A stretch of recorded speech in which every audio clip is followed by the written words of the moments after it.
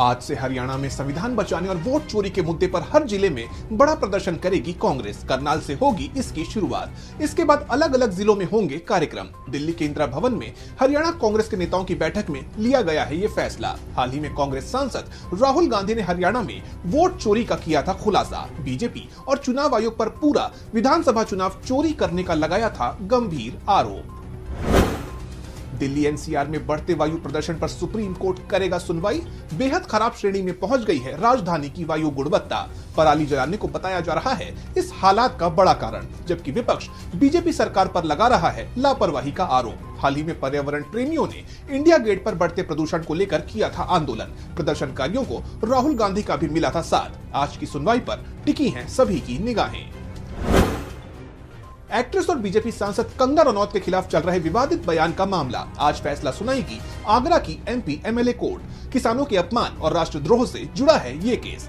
कंगना ने किसानों को लेकर दिया था अपमानजनक बयान। याचिकाकर्ता का आरोप है कि इससे उनकी और लाखों किसानों की भावनाएं हुई हैं आहत। कोर्ट के फैसले पर टिकी हैं सभी की निगाहें। आज झारखंड कैबिनेट की होगी बैठक। सीएम हेमंत सोरेन करेंगे बैठक की अध्यक्षता। इसको लेकर सरकार ने जारी कर दी है अधिसूचना। दोपहर 3 बजे से प्रोजेक्ट भवन में शुरू होगी ये बैठक। इसमें संबंधित विभागों के मंत्री भी रहेंगे मौजूद। बैठक में कई अहम प्रस्तावों पर लग सकती है मुहर। अंगोला और बोत्सवाना की यात्रा पर राष्ट्रपति द्रौपदी मुर्मू आज बोत्सवाना के राष्ट्रपति के साथ करेंगी द्विपक्षीय बातचीत। बोत्सवाना की नेशनल असेंबली को भी संबोधित करेंगी राष्ट्रपति। तो वहीं बोत्सवाना में भारतीय समुदायों के सदस्यों के साथ भी करेंगी बातचीत। राष्ट्रपति यहां के सांस्कृतिक और ऐतिहासिक महत्व के स्थलों का भी करेंगी दौरा। 13 नवंबर को होगी राष्ट्रपति द्रौपदी मुर्मू की वापसी। आज प्रधानमंत्री नरेंद्र मोदी के भूटान दौरे का दूसरा दिन। भूटान के प्रधानमंत्री शेरिंग टोब्गे के साथ करेंगे बैठक। इस बैठक में द्विपक्षीय रिश्तों को और बेहतर बनाने के तरीकों पर होगी चर्चा। इसके साथ ही भारत से भगवान बुद्ध के पवित्र पिपरहवा अवशेषों की प्रदर्शनी भी इस यात्रा की होगी खास बात।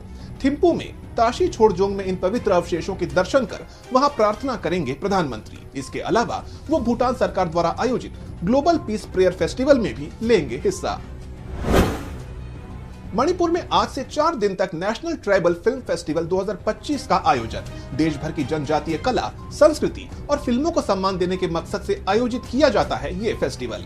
ये भारत की विविध परंपराओं और रचनात्मकता को लोगों तक पहुंचाने का है एक महत्वपूर्ण मंच। फेस्टिवल में दिखाई जाएंगी कुल 23 फिल्में। 9 राज्यों से होगा इन फिल्मों का प्रतिनिधित्व, जिनमें महाराष्ट्र, ओडिशा, पश्चिम बंगाल, असम, अरुणाचल प्रदेश, मेघालय, मिजोरम, नागालैंड और मणिपुर हैं शामिल।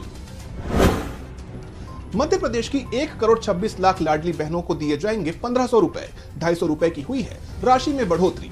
मुख्यमंत्री मोहन यादव ने की थी इसकी घोषणा। आज सिवनी में आयोजित राज्य स्तरीय कार्यक्रम में सिंगल क्लिक के माध्यम से मुख्यमंत्री अंतरित करेंगे ये राशि।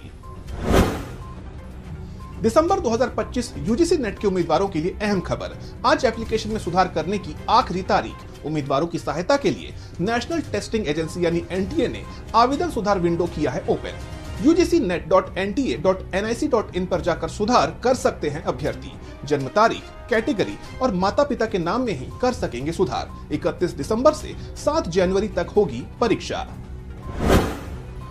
आज हरियाणा, चंडीगढ़, दिल्ली एनसीआर और उत्तर प्रदेश के कुछ क्षेत्रों में महसूस होने लगेगी हल्की ठंड। सुबह के समय हल्की धुंध या कोहरा छाए रहने की है संभावना, जबकि दिन में साफ रहेगा मौसम। मध्य प्रदेश और छत्तीसगढ़ में ठंड बढ़ने की है संभावना।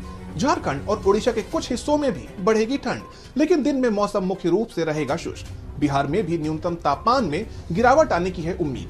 उत्तराखंड और हिमाचल प्रदेश के ऊंच क्षेत्रों में बर्फबारी के कारण मैदानी इलाकों में चलेंगी ठंडी हवाएं।